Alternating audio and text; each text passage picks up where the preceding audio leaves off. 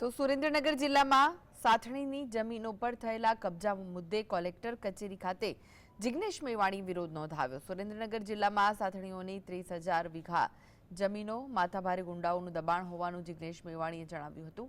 જિગ્નેશ મેવાણીએ જિલ્લા કલેક્ટર સમક્ષ સાથણીની જમીનના મૂળ માલિકોને લઈને રજૂઆત કરી અને તંત્ર દ્વારા કોઈ પગલાં નહીં લેવામાં આવે તે આગામી 25 ઓગસ્ટે સાયલા ખાતે સાથણીની જમીનો પર થયેલા કબજા ખુદ ધારાસભ્ય જિગ્નેશ મેવાણીએ ખાલી કરાવશે। કે સુરેન્દ્રનગર જિલ્લામાં ઓછામાં ઓછી 25 થી 30,000 વીઘા જમીનમાં માપણી નથી કરી, સ્થળ ઉપર પ્રત્યક્ષ કબજો નથી સોંપ્યો અને 30,000 વીઘા જેટલી જમીનમાં માથાભારે ગુંડાઓનું ગેરકાયદેસર દબાણ છે।